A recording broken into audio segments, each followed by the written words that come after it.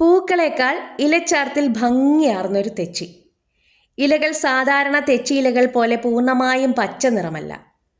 പച്ച നിറത്തിന് പകരം ഇളം മഞ്ഞയോ ക്രീം നിറമോ കലർന്ന ഇലകളാവും. വീതിയേറിയതും അഗ്രഭാഗം ചെറുതായി കൂർത്തതുമായ ഘടനയാണ് ഇതിൻ്റെ ഇലകൾക്ക്. ഇലകളുടെ മുകൾ ഭാഗം നല്ല കട്ടിയുള്ളതും നേരിയ തിളക്കമുള്ളതുമാണ്.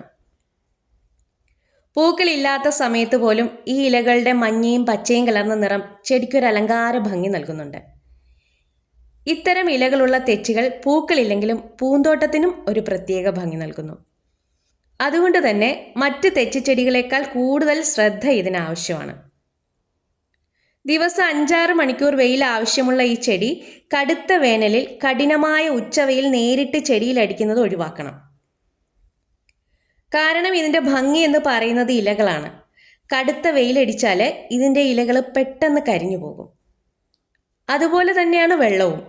മണ്ണിൻ്റെ മുകൾ ഭാഗം ഡ്രൈ ആയെന്ന് കണ്ടാൽ മാത്രം വെള്ളം കൊടുത്താൽ മതി. ചുവട്ടിൽ വെള്ളം കെട്ടിക്കിടക്കാൻ പാടില്ല. ഇനി ചെടിയിൽ മുരടിപ്പ് കണ്ടാൽ DAP വളങ്ങൾ ഇട്ട് കൊടുക്കാം. ഇത് പൂവിടാനും മുരടിപ്പ് മാറാനും നല്ലതാണ്.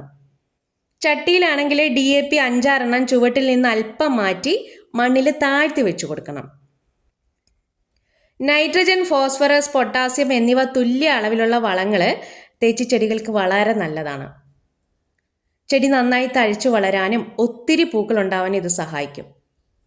പിന്നെ കഞ്ഞിവെള്ളം പുളിപ്പിച്ച് നന്നായിട്ട് വെള്ളത്തിൽ നേർപ്പിച്ച് ചുവട്ടിൽ ഒഴിച്ചു കൊടുക്കാം.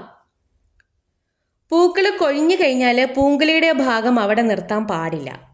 ആ ഭാഗം ഒന്ന് ചെറുതായിട്ട് ഒടിച്ചു മാറ്റിയാൽ ഇലകളുടെ ഭംഗി കൂടുകയും ചെയ്യും.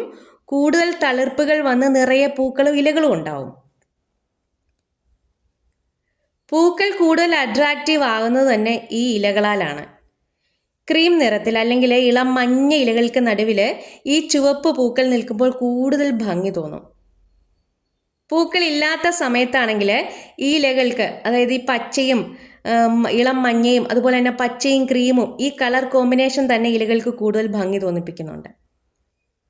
വേണ്ട വിധത്തിലുള്ള കെയറിങ് ഈ ചെടിക്ക് കിട്ടിയാൽ എന്നും നല്ല ഫ്രഷായിട്ട് പൂക്കൾ തരുന്ന ചെടിയാണ് ഈ തെച്ചി.